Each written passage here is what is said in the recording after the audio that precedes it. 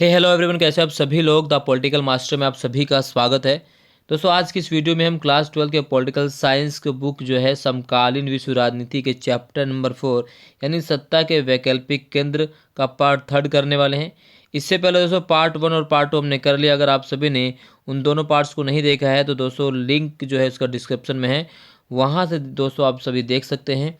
और इस पार्ट में हम बात करेंगे दोस्तों चीन के बारे में, जो कि इस चैप्टर का थर्ड मोस्ट इम्पॉर्टेंट टॉपिक। और यहाँ से भी दोस्तों क्वेश्चन बनेगा तो क्योंकि हमने आप सभी से पहले बता दिया है कि यूरोपियन यूनियन, आसियान और चीन, इन्हीं तीनों टॉपिक से दोस्तों जो क्वेश्चन आने वाले हैं इस चैप्टर से। तो इस वीडियो को एंड तक देखिए दोस्तों। अगर आप हमारे चैनल पर नए हैं तो चैनल को जरूर सब्सक्राइब कर दीजिए। वीडियो पसंद आए तो लाइक जरूर करें। तो चलिए दोस्तों वीडियो को शुरू करते हैं और बात करते हैं चीन की अर्थव्यवस्था के बारे में। तो जैसे आप सभी को पता, टॉपिक का नाम है चीन और उसकी अर्थव्यवस्था का उत्थान है। चीन की उत्पत्ति कब होती है और जैसे चीन एक पिछड़ी अर्थव्यवस्था थी और उसके बाद उसने अपने आप को किस आधार पर विकास किया, वो सभी दोस्तों इस पार्ट में हम चर्चा करेंगे। तो चलिए दोस्तों सबसे पहले बात कर लेते हैं चीन कब बन रहा है। दोस्तों चीन जो है 1949 में, जो क्वेश्चन है आपका क्या है कि चीन की स्थापना या चीन जो स्वतंत्र होता है वो 1949 में स्वतंत्र होता है। क्योंकि दोस्तों चीन में जो है माओ के नेतृत्व में एक क्रांति होती है जिसे हम नाम देते हैं साम्यवादी क्रांति। और इसी 1949 के साम्यवादी क्रांति के बाद एक गणराज्य की स्थापना होती है जिसे चीनी जनवादी गणराज्य के नाम से जाना गया। यानी चीन गणराज्य की स्थापना 1949 में साम्यवादी क्रांति के बाद होती है। और चीन को दोस्तों मान्यता प्रदान करने वाला दुनिया का पहला देश कौन था? वो था भारत, जिसने चीन को मान्यता दी। अब मान्यता दी, इसका क्या मतलब होता है? तो दोस्तों जब भी कोई देश आज़ाद होता है या स्वतंत्र होता है तो तभी स्वतंत्र और आज़ाद माना जाता है जब उसे किसी एक पहले से स्वतंत्र देश द्वारा मान्यता दे दी जाती है। तो चाइना को मान्यता किसने दी? भारत ने। तो ऐसे में स्वतंत्र कहा गया चाइना भारत के मान्यता देने के बाद। क्लियर हो गया दोस्तों। अब चाइना दोस्तों अपनी आर्थिक हालत की वजह से पहले से लगातार जूझ रहा था। और यहाँ की जो आर्थिक व्यवस्था थी दोस्तों वो किस मॉडल पर आधारित थी? तो उस मॉडल की हम बात करें जिसे आप लोग सोवियत मॉडल कहते हैं, समाजवादी मॉडल कहते हैं। तो चीन की अर्थव्यवस्था भी सोवियत मॉडल पर आधारित थी। अब चूंकि चीन की जो अर्थव्यवस्था सोवियत मॉडल पर आधारित थी दोस्तों, अब ये अमेरिका से मदद नहीं लेता था, यानी अमेरिका से इसने पूरी तरह से अपने संबंध विच्छेद कर लिए थे। अब चाइना ने अमेरिका से संबंध विच्छेद कर लिया और अब चाइना के पास दोस्तों विकास करने की और कोई रास्ता नहीं था। और चीन जो था उसमें दोस्तों एक आर्थिक रूप से पिछड़ा हुआ देश था। और हमने जैसे कहा कि इसने अमेरिका यानी पूंजीवादी दुनिया से भी अपने रिश्ते तोड़ लिए थे।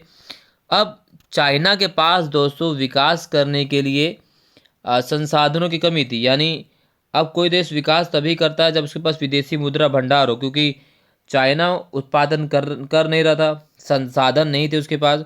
तो अपनी ज़रूरतों की वस्तुओं को पूरा करने के लिए चाइना को आयात करना पड़ता था। तो दोस्तों जब भी हम कोई वस्तु आयात करते हैं तो हमें डॉलर में मंगाना पड़ता है। तो चाइना के पास जो है विदेशी मुद्रा भंडार की कमी थी। तो ऐसे में चाइना लगातार जो है गर्त में चलता, यानी गर्त में धंसता चला जा रहा था। और अब चूंकि अमेरिका चाइना के पास विदेशी मुद्रा भंडार नहीं थी तो चाइना ने दोस्तों इसका एक विकल्प तैयार किया कि चाइना ने अब उन सामानों का, और जो चीन आयात करता था अन्य देशों से, चाइना ने क्या किया, उन सभी सामानों को धीरे धीरे घरेलू स्तर पर ही तैयार करना शुरू करवा दिया। यानी जो सामान पहले चाइना विदेश से मंगाता था विदेशी मुद्रा का प्रयोग करके, अब उन सामानों को चाइना खुद ही घर पर तैयार करवाना शुरू कर दिया। अब इस मॉडल के द्वारा दोस्तों चाइना की अर्थव्यवस्था में एक अभूतपूर्व परिवर्तन आया और चाइना की जो अर्थव्यवस्था धीरे धीरे जो है सो गति पकड़ने लगी। चूँकि अब वो जो विदेशी मुद्रा भंडार था उसका उपयोग चाइना जो है अपने संसाधनों को बढ़ाने में करने लगा। और इससे पहले अगर हम बात करें दोस्तों, क्योंकि चाइना के पास उत्पादन नहीं था, संसाधन नहीं थे, तो इससे चाइना की जो प्रति व्यक्ति आय भी बहुत कम थी। और चीनी अब प्रति व्यक्ति आय कम होने मतलब था कि अधिकांश जनसंख्या जो है तो कृषि पर निर्भर थी। कृषि में उत्पादन इतना हो नहीं पा रहा था, यानी जनसंख्या ज़्यादा थी और कृषि जोत के क्षेत्र कम थे। तो ऐसे में बहुत ज़्यादा लोग कृषि में लगे हुए थे, तो प्रति व्यक्ति आय भी लोगों की कम थी। अब अब ये समस्या थी चाइना की, यानी एक प्रकार से पिछड़ी अर्थव्यवस्था देश, ठीक है, पिछड़ी अर्थव्यवस्था वाला देश होने के साथ साथ वहाँ की प्रति व्यक्ति आय भी बहुत कम थी। तो ये सारी समस्या चाइना के पास थी। और चीनी अर्थव्यवस्था के विकास की शुरुआत कब होती है? तो विकास की शुरुआत होती है 1970 के दशक में दोस्तों। होता क्या है, जो चीन था, चीनी नेतृत्व ने दोस्तों 1970 के दशक में कुछ बड़े नीतिगत निर्णय लिए, यानी कुछ फैसले चाइना ने लिया। अभी फैसले में क्या था कि 1972 में चीन ने अमेरिका से संबंध स्थापित कर लिया, यानी जो चीन पूंजीवादी नीतियों से अपने नाते तोड़ लिया था, 1972 आते आते चाइना ने अमेरिका से संबंध स्थापित कर लिए। और जैसे ही चाइना ने अमेरिका से संबंध स्थापित कर लिए, वैसे ही चाइना के जो राजनीतिक एकांतवास था, आर्थिक रूप से एकांतवास था, वो अब समाप्त हो गया। यानी अब चाइना को अमेरिका की मदद मिलनी शुरू हो जाती है। और यहीं पर दोस्तों 1972 में चाइना को भी सुरक्षा परिषद का स्थायी सदस्य बना लिया जाता है। अब चूंकि चाइना जो है सुरक्षा परिषद का स्थायी सदस्य बन गया, अब सदस्य बनने का लाभ उसे कई मायनों में उसकी अर्थव्यवस्था के विकास के रूप में दोस्तों होना स्टार्ट हो चुका था। इसी के साथ साथ दोस्तों एक और परिवर्तन किया गया 1973 में 1973 में चीन के प्रधानमंत्री चाउ एन लाई, यहाँ चीन के प्रधानमंत्री हैं चाउ एन लाई ने कृषि, उद्योग, सेना और विज्ञान और प्रौद्योगिकी के क्षेत्र में आधुनिकीकरण के 4 प्रस्ताव रखे। यानी कृषि में आधुनिकीकरण की प्रक्रिया अपनाई जाएगी, उद्योग में आधुनिकीकरण किया जाएगा, सेना को और मजबूत बनाया जाएगा, विज्ञान और प्रौद्योगिकी के क्षेत्र में भी आधुनिकीकरण के प्रस्ताव रख दिए गए। यानी इन सभी को चाइना के आधुनिक माध्यम से इनका विकास करेगा, इनका विस्तार करेगा। और इन्हीं सब को मिलाकर दोस्तों 1978 में एक पॉलिसी बनाएगी जिसे क्या कहा गया, खुले द्वार की नीति, यानी ओपन डोर पॉलिसी। तो देखते हैं दोस्तों ओपन डोर पॉलिसी क्या है। तो 1978 में चीन के तत्कालीन नेता देंग श्याओपिंग ने चीन में आर्थिक सुधारों और खुले द्वार की नीति की घोषणा की। अब एक खुले द्वार की नीति है क्या दोस्तों? एग्जाम्पल के लिए 1978 से पहले दोस्तों चीन की जो अर्थव्यवस्था थी वो एक बंद अर्थव्यवस्था थी, ऐसी बंद अर्थव्यवस्था थी। लेकिन 1978 के बाद चीन की अर्थव्यवस्था को खोल दिया गया, यानी अब चाइना में विश्व के तमाम देश जो हैं दोस्तों अपने जो है निवेश कर सकते थे, यानी व्यापार कर सकते थे, अपनी कंपनी की स्थापना कर सकते थे। क्योंकि दोस्तों चाइना की आबादी बहुत ज़्यादा थी, चाइना में आप कह सकते हैं कि संसाधन लगाने के पर्याप्त उस जो वहाँ पर साधन उपलब्ध थे, यहाँ पर कोई भी फैक्ट्री आराम से लगाई जा सकती थी। क्योंकि चीन ने अपनी अर्थव्यवस्था को सभी देशों के लिए खोल दिया। अब चाइना ने अपनी अर्थव्यवस्था को जब सभी देशों के लिए खोल दिया तो तमाम विश्व के देश जो चाइना में व्यापार करने के लिए, कंपनी स्थापित करने के आने लगे। यानी अब चाइना को इन्हीं कंपनियों के द्वारा जो है दोस्तों FDI यानी फॉरेन डायरेक्ट इन्वेस्टमेंट, यानी जो प्रत्यक्ष विदेशी निवेश यानी मुद्रा डॉलर के रूप में प्राप्त होने लगी। और इसी वजह से चाइना के पास जो है दोस्तों जो है काफ़ी मात्रा में अच्छे तरीके से जो है काफ़ी संख्या में यानी जो है पैसे जमा होने लगे, यानी डॉलर जो है विदेशी निवेश जमा होने लगे। अब इसी विदेशी निवेश ने चाइना को दोस्तों बढ़ने में योगदान दिया है। यानी जो चाइना के पास विदेशी निवेश नहीं था, अब 1978 के बाद यहाँ पर बहुत सारे पैसे चूँकि कंपनियाँ आ रही थी और कंपनियों ने अपने कंपनी स्थापित करने के लिए चाइना को पैसे देने शुरू किए।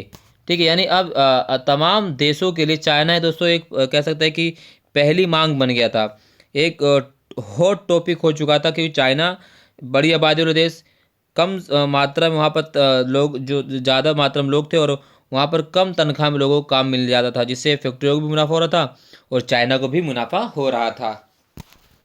अब ये थी खुली द्वार की नीति यानी ओपन डोर पॉलिसी दोस्तों। अब खुली द्वार की नीति हमने बताया क्या थी दोस्तों।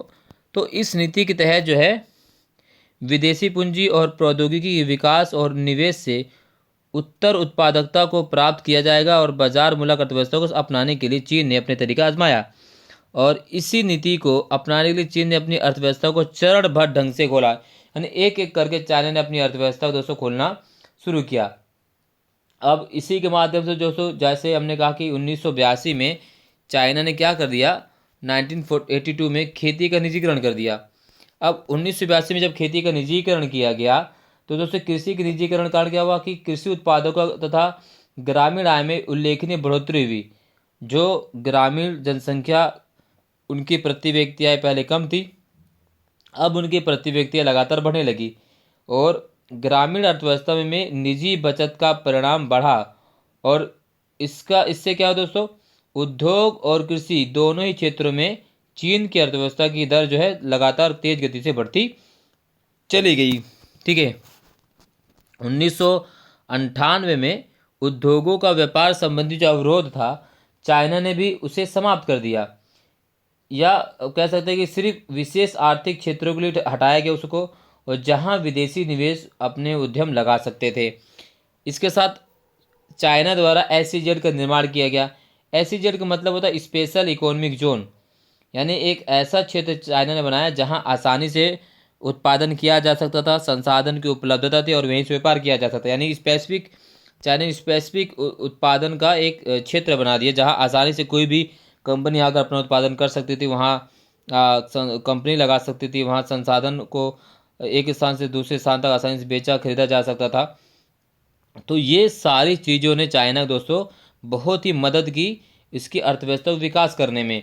और इससे धीरे धीरे दोस्तों क्या होता गया, चीन के पास पर्याप्त मात्रा में विदेशी मुद्रा हो गई। और जब चीन के पास पर्याप्त मात्रा में विदेशी मुद्रा हो गई दोस्तों, तो इस मुद्रा का इस्तेमाल चाइना ने विदेशी में निवेश करने में भी लगाया। और इसके बाद 2001 आते आते दोस्तों जो है चाइना के पास जो है कह सकते हैं कि हमने कहा कि चीन के पास विदेशी मुद्रा भंडार विशाल भंडार हो गया। और अब इस विदेशी मुद्रा भंडार का उपयोग चाइना अन्य देशों में निवेश करने के लिए भी किया चाइना ने करने लगा। साथ ही साथ दोस्तों 2001 में चाइना जो है विश्व व्यापार संगठन में भी शामिल हो गया। और इस तरह दूसरे देशों के लिए अपनी अर्थव्यवस्था खोलने की दिशा में चीन ने एक जो कदम बढ़ाया था वो काफ़ी सफल रहा। और चीन की जो आर्थिक जो गति थी दोस्तों उसमें बहुत ही ज़्यादा सुधार हुआ। और हालांकि भले ही हम कहें कि इन सुधारों का जो लाभ हर किसी को नहीं मिला, चीन के कई हिस्सों में सुधार हुआ, कई हिस्सों में लोग बेरोजगार हो गए, बट फिर भी देखा जाए तो दोस्तों चीन जो है अब दुनिया की तेज़ गति से बढ़ने वाली अर्थव्यवस्था। और चीन के बारे में भी कहा जाता है कि 2040 तक जो है अमेरिका को भी पछाड़ कर चाइना जो है विश्व की नंबर 1 अर्थव्यवस्था बन जाएगी। तो ये है दोस्तों चाइना की नीति, उसकी स्थिति जो 1978 के बाद बदली, जिससे हमारे क्वेश्चन पूछे जाएंगे। इस चैप्टर से क्वेश्चन क्या पूछेगा, 1978 की खुली द्वार की नीति क्या है, चाइना ने किस पॉलिसी को अपनाया, चाइना आज़ाद कब हुआ, चाइना में किस प्रकार की शासन व्यवस्था है, सारी चीज़ आपसे क्वेश्चन पूछेंगे दोस्तों इस टॉपिक में। दोस्तों बस इतना ही। और अगर वीडियो पसंद आए इसे लाइक कीजिए, शेयर कीजिए। अगर आप हमारे चैनल पर नए हैं तो चैनल को जरूर सब्सक्राइब कीजिएगा और बेल आइकन को प्रेस कर दोस्तों। और ये इस पार्ट का दोस्तों लास्ट टॉपिक है। इसके बाद दोस्तों हम जो इसका फाइनल पार्ट लेगा उस पर हम इम्पोर्टेंट जो क्वेश्चन इस चैप्टर से बनने वाले हैं वो लेकर आएंगे। वीडियो देखने के लिए बहुत बहुत धन्यवाद। अगर इस वीडियो से कोई भी आपके प्रश्न है तो कमेंट बॉक्स में जरूर पूछिएगा। और इसी तरह हमारे से जुड़ रही है दोस्तों। द पॉलिटिकल मास्टर को ज्वाइन कीजिए, शेयर कीजिए, सब्सक्राइब कीजिए। धन्यवाद। जय हिंद।